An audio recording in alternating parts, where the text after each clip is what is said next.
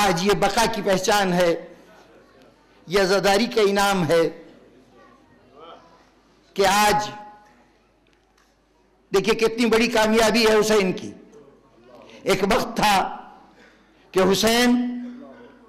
چند افراد کی ایک جماعت لیے ہوئے جو دہائی سے سینکڑے کی حد میں داخل نہیں ہوئے، اس جماعت کو لے کے نکلے ہیں، یہ کل حسینی ہے جو نظر آ رہے ہیں۔ مقابلے میں پورا معاشرہ، صرف کربلا کے لوگ نہیں، پورا معاشرہ، چاہے اس میں انسانیت کی وہ عظیم جماعت کے نمائندے بھی موجود ہوں جن کو شرف صحابیت حاصل تھا، چاہے ان میں تابعین عظام موجود ہوں، تبع تابعین موجود ہوں، محدثین موجود ہوں، مفسرین موجود ہوں، اس سارے گروہ میں، اس سارے گروہ کے نزدیک حسین مجرم اور یزید ان کی تمام تمناؤں کا، تمام احتراموں کا مرکز یزید کی ذات۔ حسین کی جماعت انتہائی قلیل اور یزیدیوں کی تعداد انتہائی کثیر۔ حسین کے حسینیوں کی تعداد جو آج ہے وہ تو آپ کے سامنے ہے، لیکن وہ کثیر جماعت جو کل یزیدی تھی اس میں سے بھی کثرت نے حسین کا کلمہ پڑھ لیا، گنتی کے چند یزیدی رہ گئے۔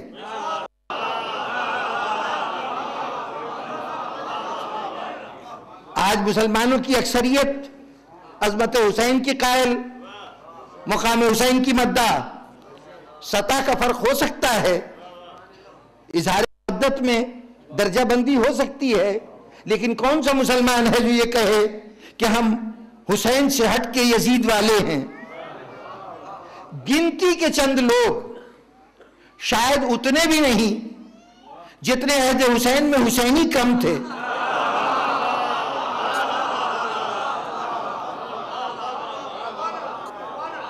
لیکن جناب والا وہ جو کل قلیل تھے آج بھی قلیل ہیں، یعنی براہ راست وہ جو اپنے کو حسینی کہتے ہیں، لیکن حسین کے مقصد کی سربلندی کے لیے حسین کا پیغام لے کر گلی کوچوں میں نکلتے ہیں، اس پیغام کو ہر گھر گھر پہنچانے کی کوشش کرتے ہیں۔ دنیا روکتی ہے، رکاوٹیں کھڑی کرتی ہے، لیکن یہ پیغام پہنچانے والے پیغام پہنچا رہے ہیں۔ اور ادھر جو آج یزید کی ترجمانی کرنا چاہتا ہے تو اپنی ترجمانی کے الفاظ کو بہت سی تہوں میں چھپاتا ہے، ہزار گریز کے پہلو چھوڑتا ہے، تب جا کے کسی طریقے سے یزید کی حمایت کرتا ہے، اور اگر ذرا سے رد عمل ہو جائے تو فوراً کہتا ہے یہ تو غلطی ہو گئی، ارادہ نہیں تھا، غیر ارادی طور پہ جملہ ادا ہو۔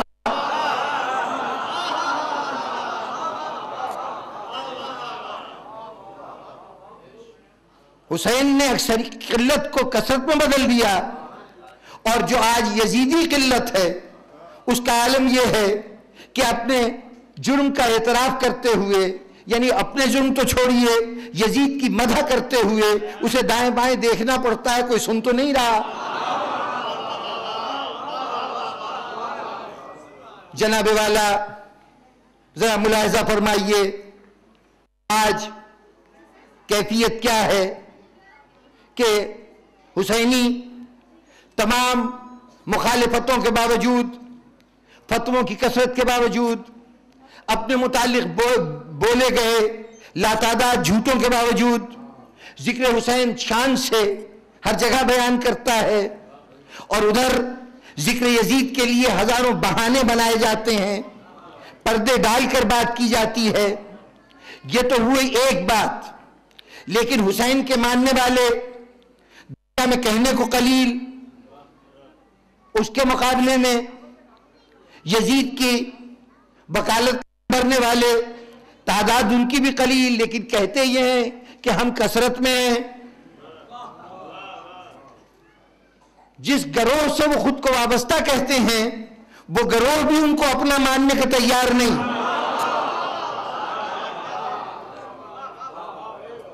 آج سیدھا سا پیمانہ ہے. 1400 سال کی جنگ کے بعد آج ہمارے سامنے چیزیں بہت واضح ہو چکی ہیں. کیفیت یہ ہے کہ جو اس گروہ سے تعلق رکھتا ہے جو یزید کی مدح کریں، وہ اپنے اقدامات کرتا ہے تو چھپ چھپ کے کرتا ہے، اپنے منہ پہ نقاب ڈال کر سامنے آتا ہے.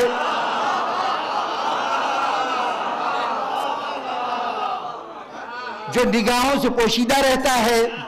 قانون کی نظر سے چھپ رہا ہے، مجرموں کی زندگی گزار رہا ہے. کبھی اقدام کرنا بھی ہوتا ہے تو چوروں کی طرح چھپ چھپ کے اقدام کرتا ہے. اور دوسری طرف وہ جن کو حسینی کہا جاتا ہے، اقلیت میں ہو یا اکثریت میں ہو، دنیا میں مختلف مذاہب کے ماننے والے موجود ہیں، لیکن اللہ رے حسینی تیرے جوش و جذبے کی کیا کیفیت. زمانہ چاہے جان کے در پہ ہو، زمانہ جان و مال کا دشمن ہو، اس کے باوجود وہ اپنے کو چھپانا تو بڑی دور کی بات ہے، اپنے گھروں پر حسین کے پرچم لگا لگا کے کہہ رہا ہے ہم یہ بیٹھے ہیں.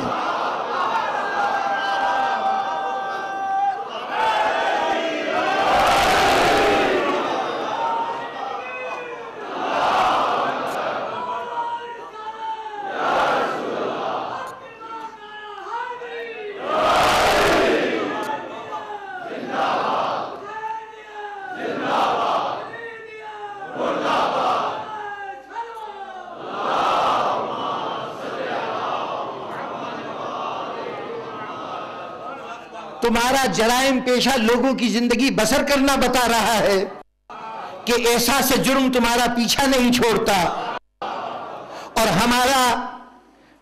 جگہ جگہ اپنی شناخت بتانا، کبھی مخصوص لباس پہن کر اپنا تعارف کراتے ہیں، کبھی مخصوص لب و لہجہ اختیار کر کے اپنا تعارف کراتے ہیں، کبھی اذانوں میں کسی ولایت کا اعلان کر کے اپنا تعارف کراتے ہیں،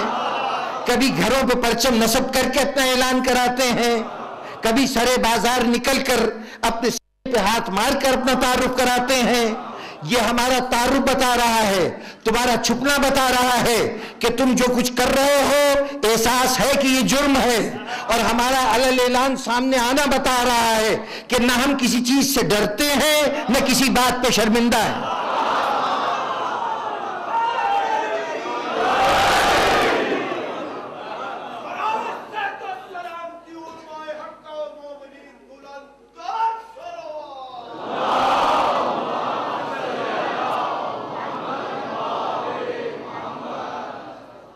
نہ حسینیت باعث شرم ہے اور نہ باعث خوف ہے. ہر خوف سے بے نیاز کر دینے والی حسینیت، اور وہ احساس فخر دینے والی حسینیت کہ دنیا نظر انداز کرے، جنونی کہے، پاگل کہے، جذباتی ہیں، ہم سنتے ہیں اور اپنی جگہ پر ایک احساس سے فخر پیدا ہوتا ہے کہ تم ہمیں جنونی کہہ رہے ہو، چونکہ تمہاری زبان سے یہ الفاظ تو ہم اپنے اس نبی کے لیے سن چکے ہیں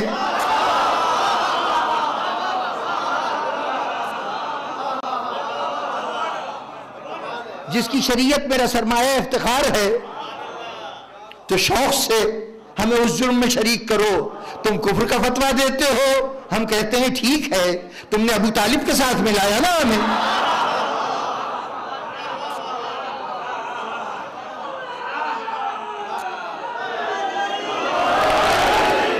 تو ہمیں یزید کے ایمان کے مقابلے میں ابو طالب کا کفر ہمارے لیے سرمایہ افتخار.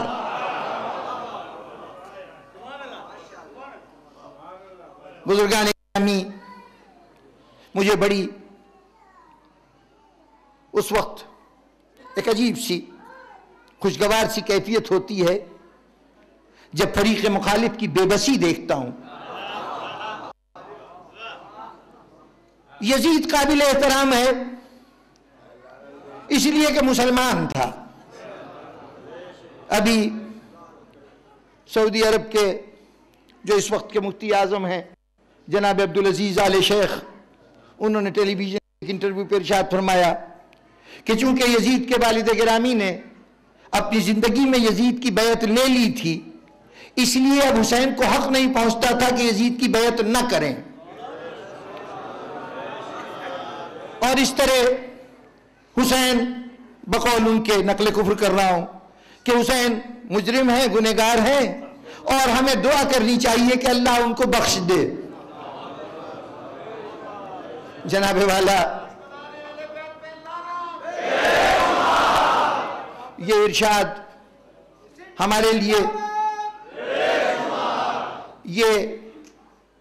ہمارے لیے کسی پریشانی کا باعث نہیں بنتا، اس لیے کہ آج تو دو چار ہیں، یزید کے زمانے میں یہ بات کہنے والے ہزاروں کی تعداد میں تھے، جب وہ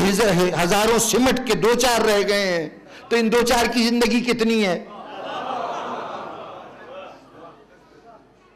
لیکن اور ہم یہ سمجھتے بھی ہیں کہ ایسا کیوں کہہ رہے ہو؟ اگر یزید کے خلاف بغاوت کو ناجائز نہیں کہو گے تو اس عہد کے یزید اپنی حکومتوں کو قائم کیسے رکھ سکیں گے؟ جن کے اقتدار کے استحکام کے لیے یہ فتویٰ دے رہے ہو، لیکن کیا کہنے حسین تیرے،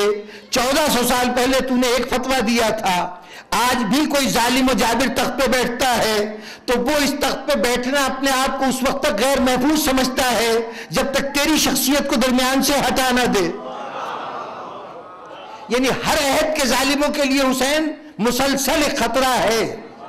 ایک چیلنج ہے۔ تو اگر آج کا یزید اپنی جھنجھلاہٹ میں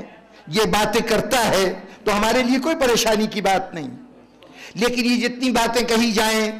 کہ صاحب قسطنطنیہ کی جنگ میں یزید نے شرکت کی تھی اور حضور کہہ گئے تھے کہ وہ جنتی ہے، اگر حضور کے کہنے کا اتنا ہی خیال ہے تو قول یہی ہے نا، بخاری شریف کی جس حدیث کو بنیاد بنایا گیا وہ حدیث یہ ہے کہ روم کے شہروں میں جو لوگ پہلے حملہ کریں گے وہ لوگ جنتی ہوں گے۔ اب پہلے تو یہ قول رسول ہے کہ نہیں یہ ایک الگ بحث ہے، آپ نے کہا یہ قول ہے، اب اس سے ثابت کیا کہ پہلے تو تاریخ کا یہ ایک متنازع مسئلہ کہ یزید اس فوج میں شامل تھا کہ نہیں، یہ بھی اب یہ طے نہیں ہے، لیکن یزید کو شامل بھی کر لیا،